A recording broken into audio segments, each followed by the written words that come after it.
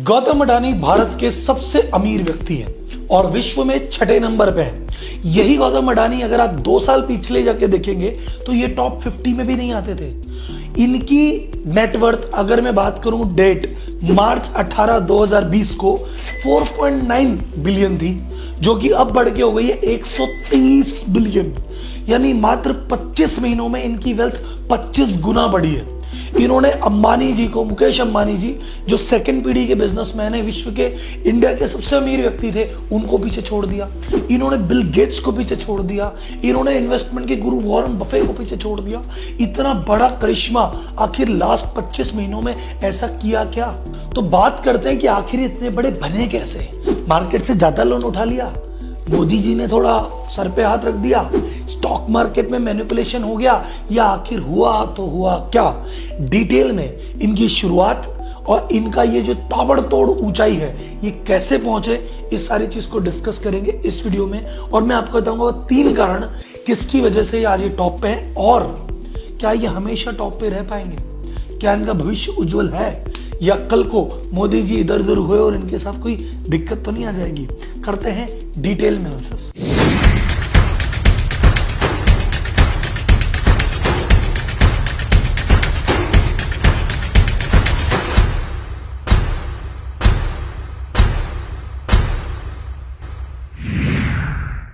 अडानी के साथ जो कुछ भी हुआ है वो लास्ट 25 महीने में हुआ है, जिसकी वजह से वो इतने सिग्निफिकेंट हो गए।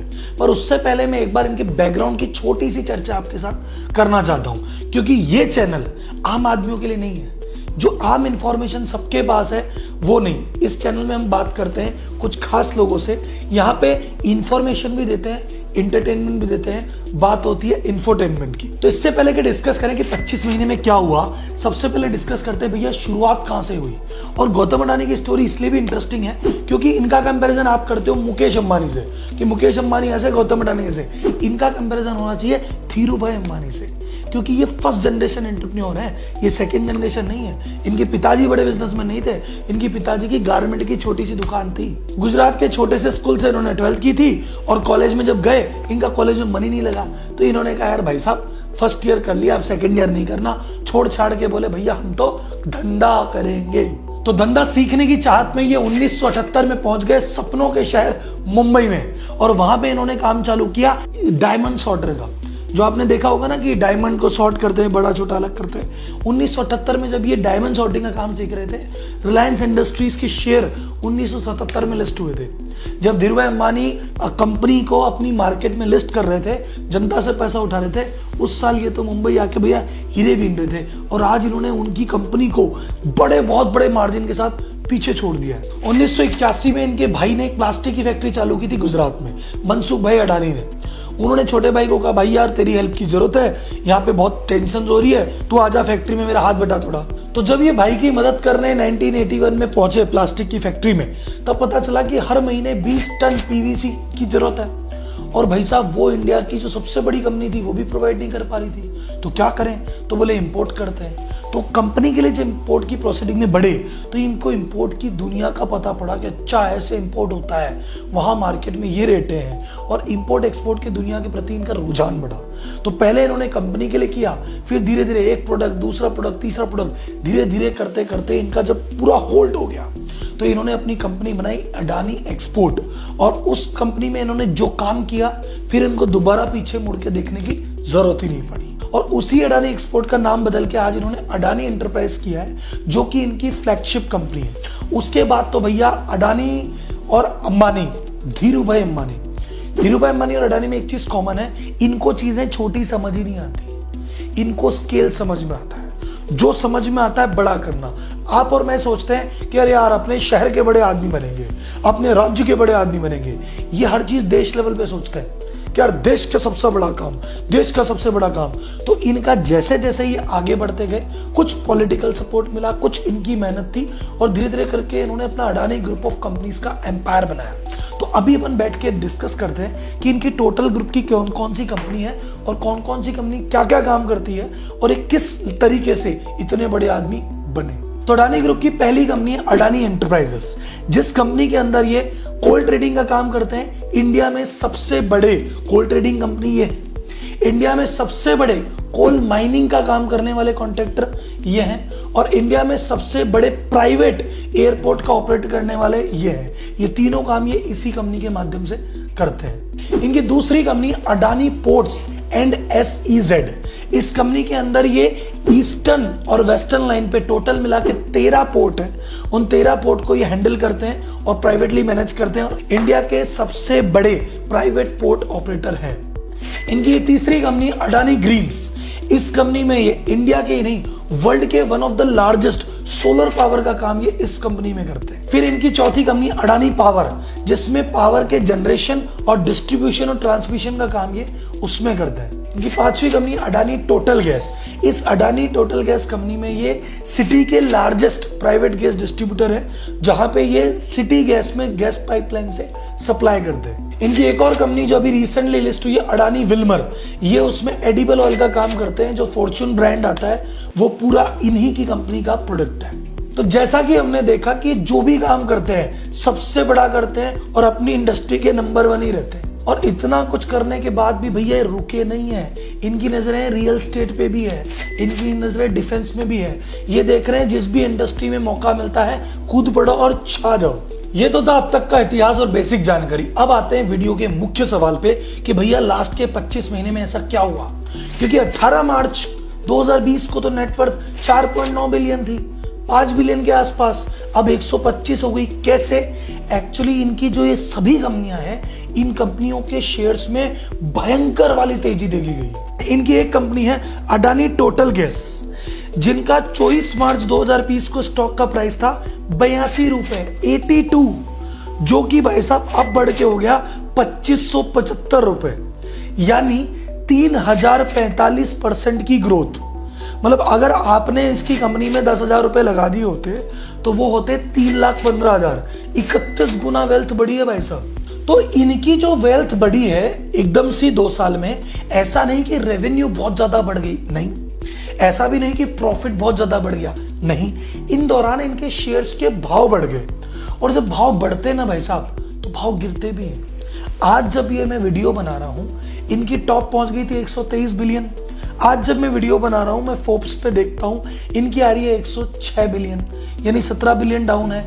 कल और आज में 24 घंटे में 5 बिलियन डाउन है। तो इनकी जो तेजी ऐसा नहीं है कि कंपनी ने कुछ रॉकेट साइंस कर दिया, बस शेयर के भाव उछल गए तो ये भी उछल गए, और शेयर के भाव जब बैठेंगे तो ये भी बैठ जाएंगे। इस ग्रोथ के पीछे एक चीज छुपी है, इनके एक्विजिशन। जहां पे इनको लगा, जैसे अभी 3 दिन पहले इन्होंने कोहिनूर एक चावल का ब्रांड खरीद लिया। ये शॉपिंग पे निकले हुए हैं। इनको कोई चीज पसंद आई, सेक्टर पसंद आया, आजा भाई, ये कंपनी अच्छी लग रही, आजा भाई, ये सेक्टर पसंद आया, आजा भाई।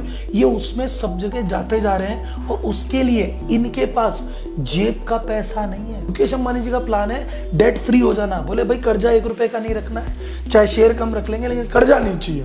क्योंकि उन्होंने अनिल अंबानी की हालत देखी हुई है, वो कर्जे से थोड़ा दूर रहते हैं और ये कह रहे हैं, ये धीरूभाई अंबानी के फैन है, ये कर्जे से डरते ही नहीं है। इनके ऊपर, ग्रुप के ऊपर टोटल अभी 20 बिलियन से ऊपर का कर्जा है। और अगर इन्होंने अपनी इनकम, क्योंकि ये सभी जिस भी बिजनेस में है ना, ये इंफ्रास्ट्रक्चर से रिलेटेड बिजनेस है।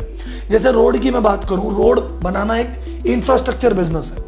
जब बनाते हैं तो बहुत पैसा लगता है, बहुत लोन लेना पड़ता है, बट एक बार रोड बन गई फिर जीवन भर टोल से कमा के आपको देती है। इनके जितने भी बिजनेस है ना, शुरुआत में खूब पैसा खाएंगे, पर सेटल हो गए तो बाद में कमा के देंगे।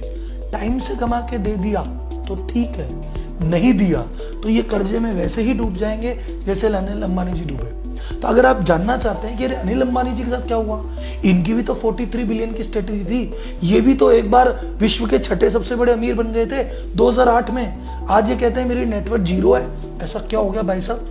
तो अगर आप अनिल अंबानी की डिटेल कहानी सुनना चाहते हो तो कमेंट बॉक्स में मुझे जरूर बताना। तो मैंने आपको बताया कि जो अभी हुआ है टेम्पररी है, परमानेंट नहीं है और कुछ भी ऊपर नीचे हो सकता है।